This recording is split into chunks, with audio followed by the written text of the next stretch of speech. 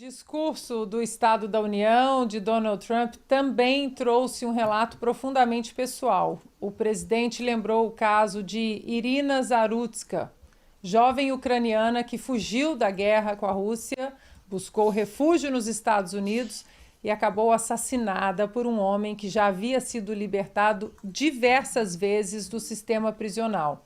A mãe de Irina estava presente no plenário. Vamos assistir.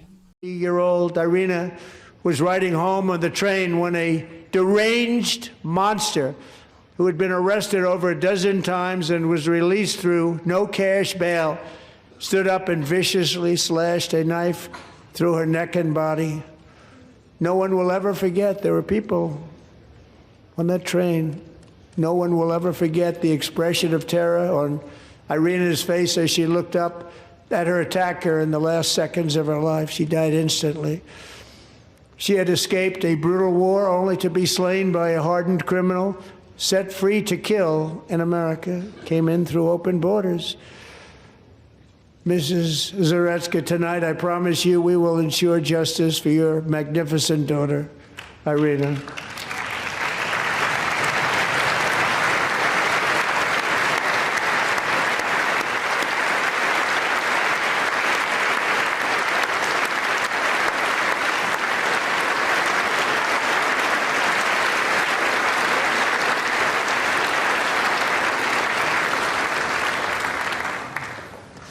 How do you not stand? How do you not stand? A história trágica de Irina não começou nos Estados Unidos. Começou na guerra e na invasão que obrigou milhões de ucranianos a deixar suas casas e buscar segurança em outros países. No discurso, o presidente americano também abordou diretamente o conflito na Ucrânia, suas consequências, seus custos e o papel dos Estados Unidos diante dele. Vamos ouvir. And we're working very hard to end the ninth war, the killing and slaughter between Russia and Ukraine, where 25,000 soldiers are dying each and every month. Think of that, 25,000 soldiers are dying a month. A war which would have never happened if I were president, would have never happened. As president, I will make peace wherever I can, but I will never hesitate to confront threats to America wherever we must. A história de Irina conecta dois mundos, a guerra que a obrigou a fugir e as decisões internas que falharam em protegê-la. E para entender o peso dessa referência, é preciso lembrar onde tudo começou. Há 4 anos, a Rússia iniciava a maior ofensiva militar em solo europeu desde a Segunda Guerra Mundial. Vamos revisitar esse momento com a narração de Adalberto Piotto.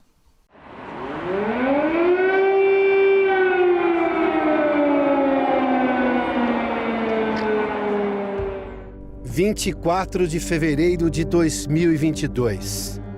Antes do amanhecer, mísseis cruzaram o céu da Europa Oriental. Tropas blindadas atravessaram fronteiras. Helicópteros avançaram em direção a Kiev.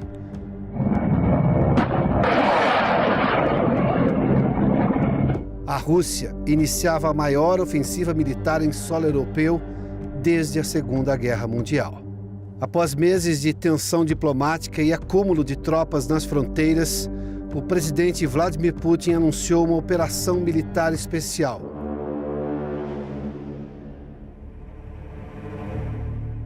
O mundo rapidamente compreendeu. Tratava-se de uma invasão em larga escala.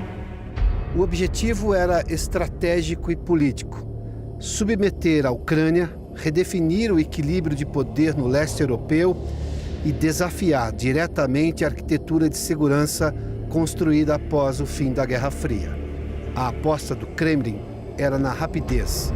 Uma campanha relâmpago, queda de Kiev em poucos dias, governo substituído, fato consumado diante de um Ocidente hesitante. Mas a resistência ucraniana alterou o curso inicial da guerra. A capital não caiu. O conflito transformou-se em uma guerra prolongada, com batalhas intensas no leste e no sul, destruição maciça de cidades, milhões de refugiados e um redesenho profundo da geopolítica europeia.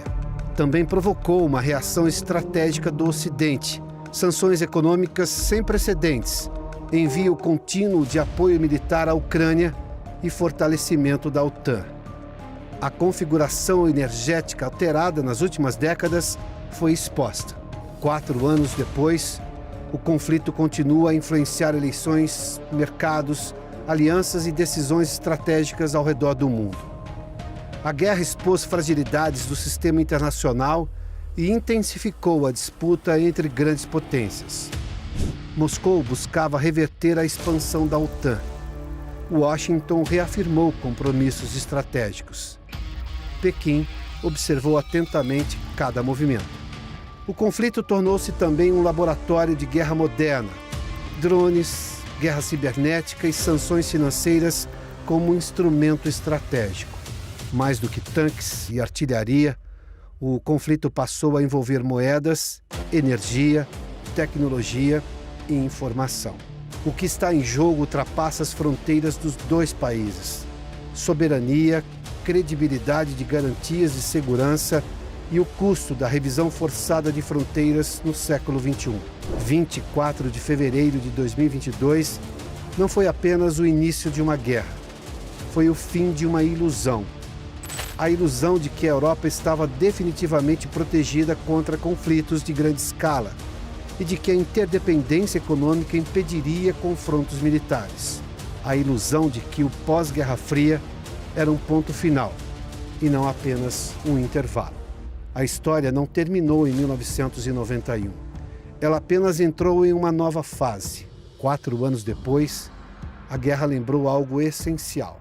A civilização é frágil para quem acredita que a história acaba em acordos diplomáticos, como se assinaturas pudessem substituir vigilância, força e responsabilidade estratégica.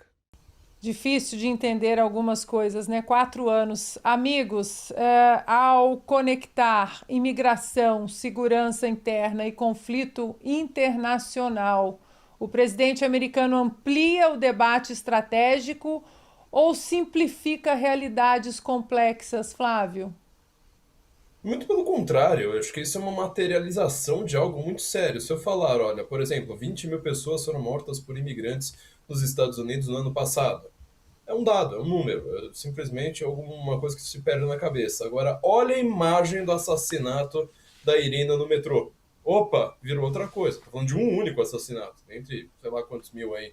Mas é uma coisa que marca todo o discurso retórico, desde a retórica clássica, lá em Aristóteles, lá em Platão, você vai ver que eles querem causar a construção de uma imagem na sua cabeça, né? A poética toda é baseada nessa ideia, né? De você ter uma fanopeia, né? A construção das imagens que ficam na nossa cabeça. Quando eu observo um assassinato como esse, eu falo, a política de imigração, sim, precisa mudar, acabou, não é mais uma questão de refugees welcome, não é mais uma questão de nada. O caso da Irina é chocante em muitos níveis, mas muitos níveis. Em primeiro lugar, os democratas nunca quiseram comentar o caso dela.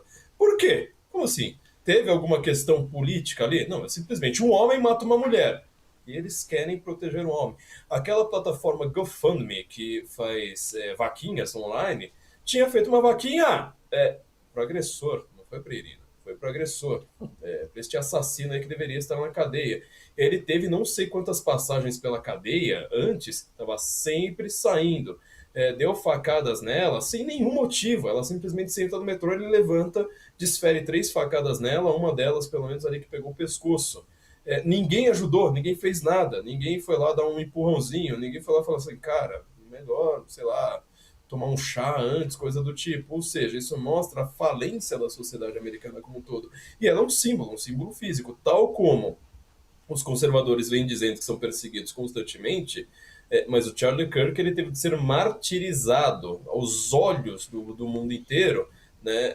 Porque ele chama as pessoas para debater, ele sozinho contra milhares de pessoas e ganhava todos os debates. Como é que você lida com um cara com esse? Com argumento? Não, você tem que dar um tiro nele, covarde de longe, né?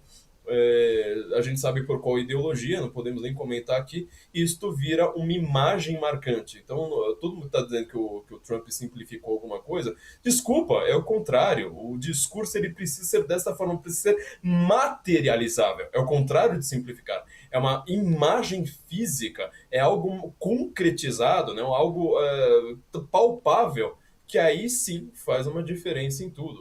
Nesse sentido, acho que sim. O Trump usou os símbolos corretos, e você vê pessoas do Partido Democrata, que se dizem feministas, né, não se levantarem em honra a uma mulher assassinada a troco de nada. Uma Por quê? imigrante ucraniana. Imigrante ucraniana. Eles que adoram falar que o Trump estava coligado com o Putin, né? Cadê? Uma imigrante ucraniana. Aí não falou nada. Bernardo, quer completar? Completar bem rápido, Ana. A Irina foi parar naquele metrô ali por uma única razão, por causa de fronteiras porosas. Se a gente se lembrar bem como essa guerra da Ucrânia começa, ela começa lá em 2014 com a invasão da Crimeia, domínio da Crimeia pelos russos, a guerra é congelada, aí nesse período, ali até mais ou menos 2019, 2020, o Putin vai fazendo uma coisa, aproveitando a porosidade da fronteira, ele vai dando cidadania e passaporte russo para toda aquela população do Donbass e começa a criar aquela retórica. Olha, tem um monte de cidadão russo aqui na nossa fronteira, nessa região do Donbass, que eles se sentem russos, esse território é russo, ele é nosso, nós temos que recuperar, porque está cheio de nazista aqui, está ameaçando a nossa população russa, que ele transformou do dia para a noite em russos.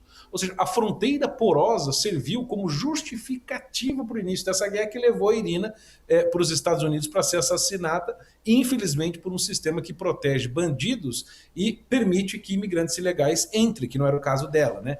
Mas no caso do caos institucional que está acontecendo nos Estados Unidos. Então tem tudo a ver o assunto que o Trump trouxe e ele fez muito bem em misturar essas coisas, né?